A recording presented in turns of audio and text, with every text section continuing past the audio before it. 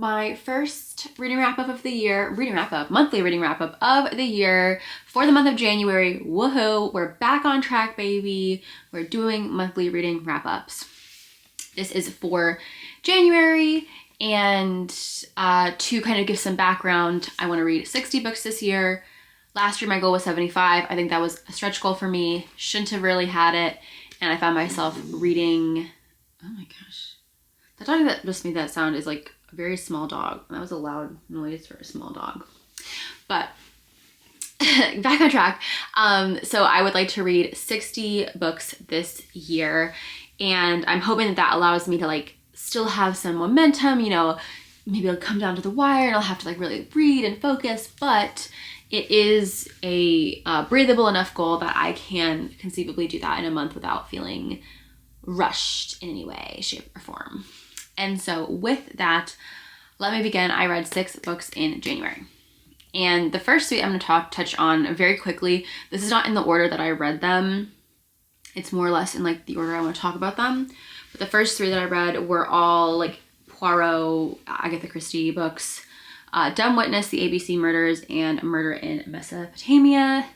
They were fine. Very much my sensation with reading mystery is like, it's a comfort thing. Like, I kind of know I can follow along, I can do it while I'm doing something else, and I have to pay enough attention so I don't miss out on like major clues and stuff, but I'm not like so obsessed with the story that like, I don't know, like the writing isn't fabulous, the twists and turns aren't so, you know, crazy. It's fine. They're fine.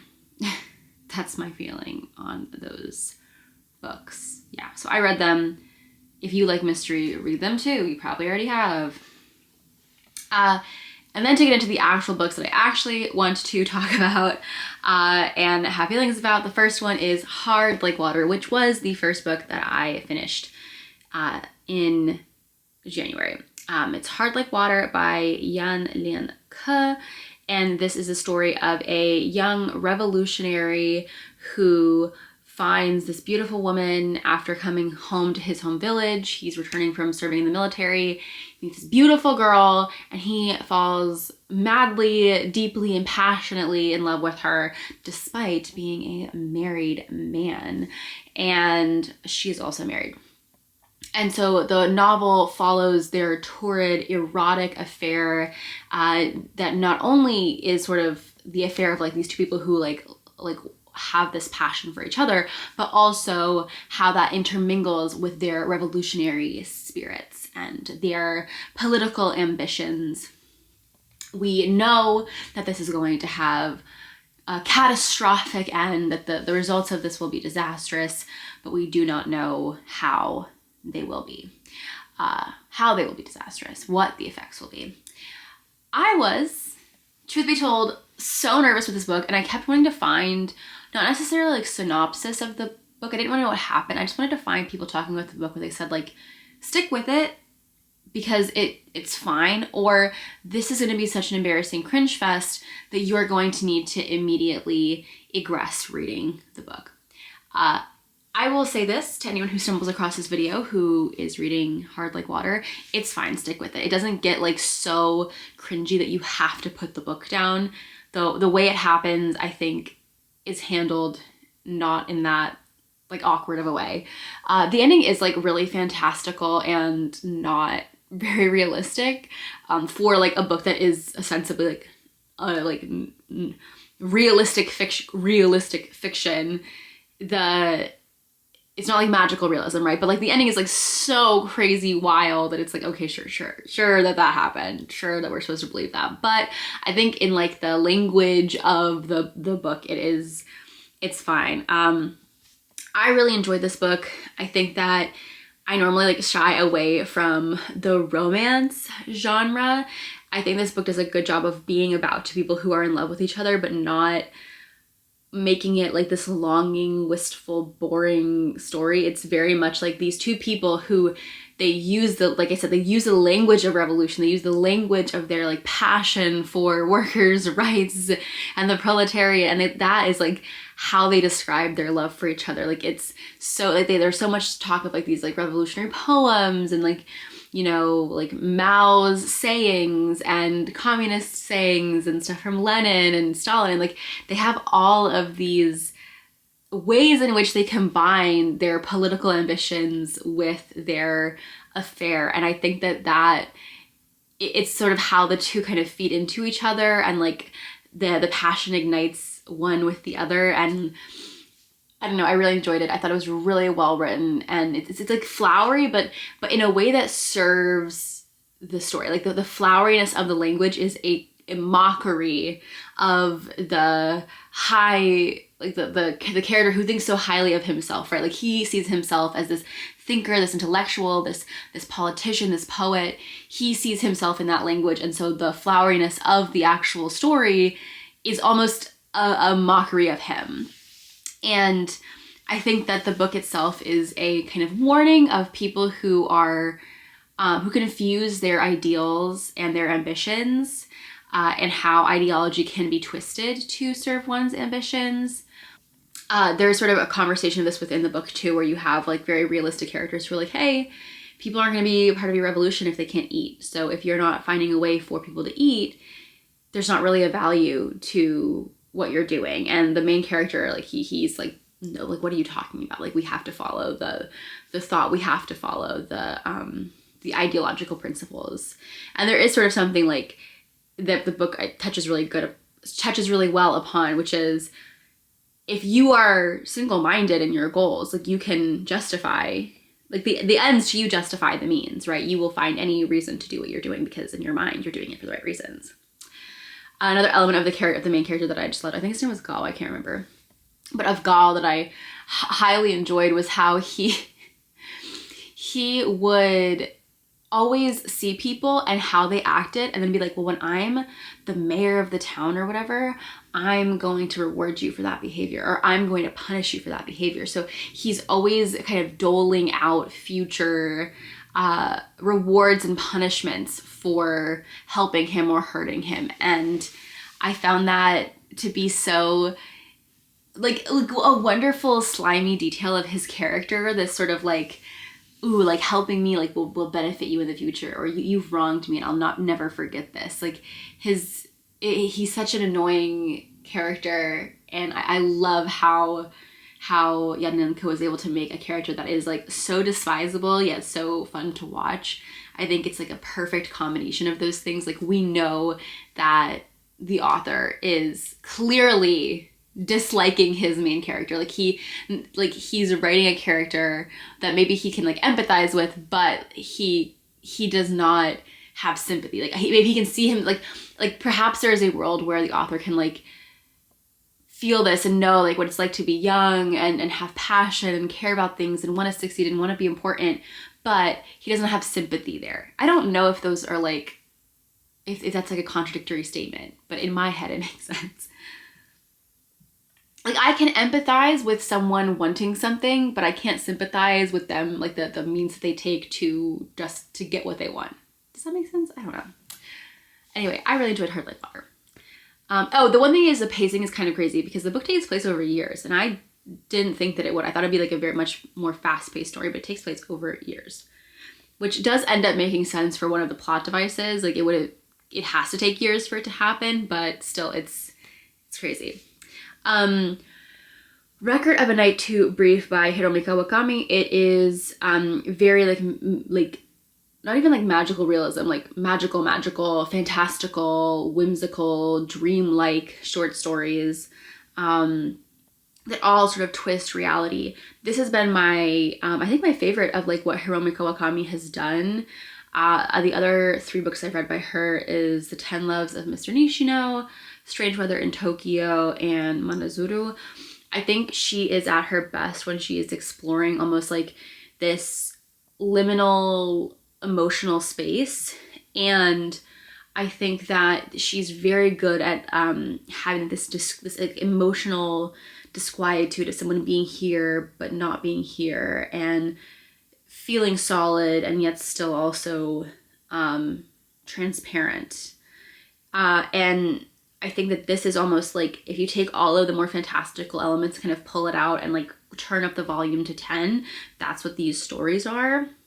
So I greatly enjoyed them.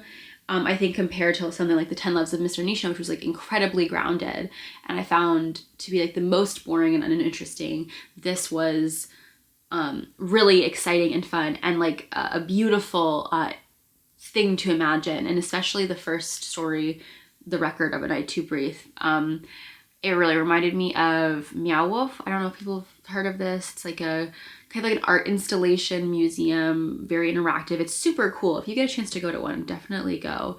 And the way that everything is described, the colors, really align. And then lastly, technically I finished this on the 1st of Feb, but it was like 3 a.m. So in my mind, that's still Jan 31st. And that is The End of August by You Miri. Because I'm really happy that I finally finished The End of August. I thought it was a read that was important. I think there's something very important about it. But also, like, let me get this straight. I thought this book was going to be based on like the flaps or whatever. I thought it was going to be our main character, who is You Miri, doing something, and then the ghosts of her family members coming to life and her interacting with her ghost family members to like tell their story. It's not that at all. So if that's what you're expecting, remove yourself. It is an event like she goes to a seance or something, like a Korean equivalent of a seance. I'm not trying to be disrespectful in the language. That is like my equivalent of what I understand. It's a seance. So she goes to one of these, and then we watch the story of her family, starting with her father, and then we see the story mostly follows her father, and like her grandparents and like a couple of other sort of like peripheral characters, but mostly follows her grandfather. A little bit follows a young girl who is kidnapped and forced to become a comfort woman for the Japanese army, and then also her uncle, who was killed quite young. And so we follow these characters, and yes, there is definitely like a ghostly element. There are ghosts in the story, but as they exist in the story, these it is not like ghosts talking to you immediately. It's like we're following the story of these characters as they go throughout their lives.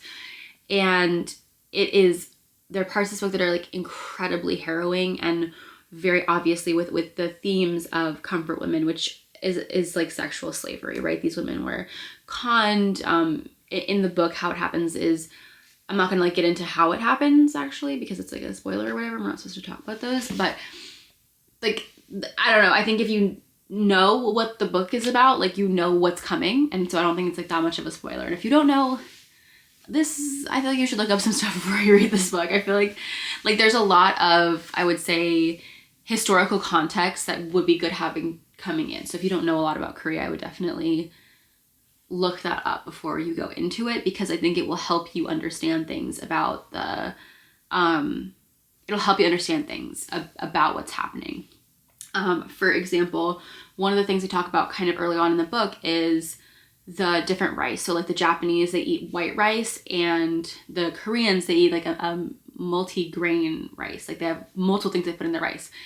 And it's like perhaps not made clear in the book, because You Miri is writing for a Japanese audience probably Korean audience who would understand this.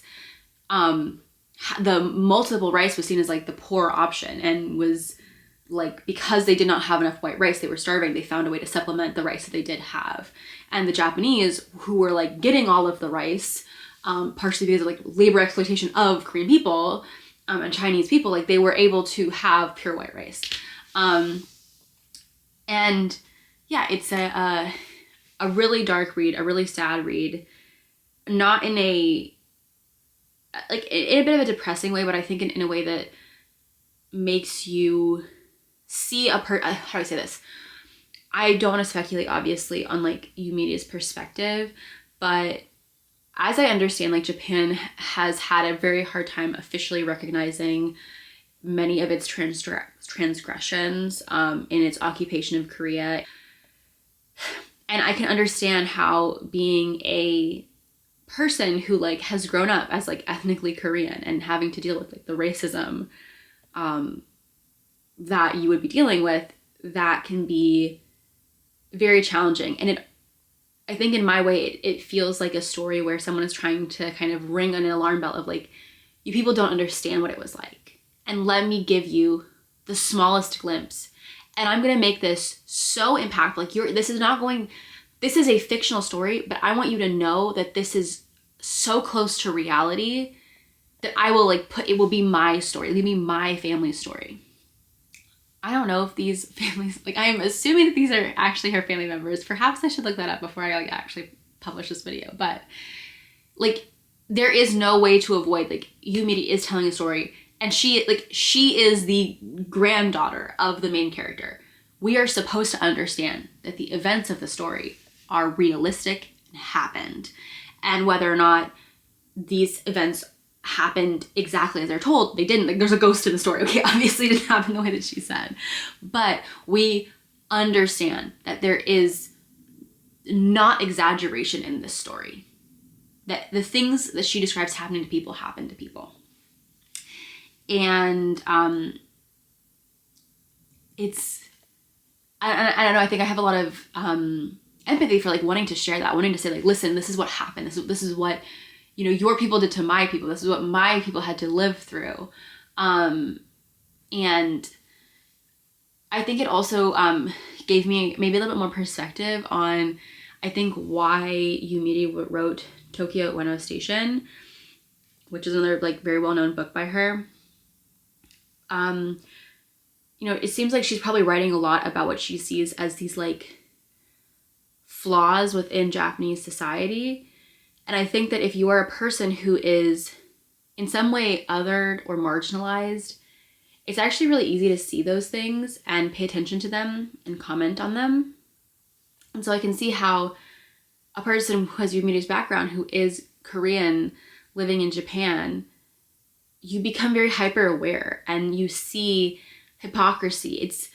It's like you are, from an American perspective, it's like, I think a lot of times the stories about America that I like best are told from people who are like just outside of the like ability to access the American dream. Like people who couldn't always access it, they have no ability to critique it, because for them, like, that is how life should be. But people who are just outside, just othered enough, they can both talk about wanting that dream, but also critiquing that dream and talking about not achieving that dream in a very effective way. And I think that seeing Tokyo Ueno Station, I think it, through this eyes of like, oh, this is a person who is writing, who maybe is hyper aware of these things. That is my speculation. I cannot speak to authorial intent in that. That's just something I've noticed myself in reading, you know, books from like an American perspective. So I wonder if the same thing also exists within Japan. I really enjoyed it. I thought it was a good book, a long book. I was very glad to see that there wasn't like once the story did get going, you kind of figured out where you are and like, okay, this is not like a ghost story. It's like we're just following these people's story. Like once it gets going, it is a pretty fast read to the end. I read most of the book in January, even though I had started like I was like a little bit into the book before January, but I mostly finished it in the month. And it was good. It was a good book. Currently, I am planning on finishing today Woman Running in the Mountains by Yuko Tsushima. Yeah, I only have like 30-ish pages left of this, so definitely will finish this today. And then next up, inspired by my read of puppies, no need. Inspired by my read of the end of August, I have Korea History North and South by Victor D. Cha and Ramon Pacheco Pardo, or I might want to read Salt, Sugar, Fat by Michael Moss. If you want to see more about the books I brought with me to North Carolina, where I currently am, check out here. I'm trying to do that YouTuber thing. Check out this video here. Anyway, other than that, I hope you are having a really great day, and I look forward to seeing you in my next video. Bye-bye.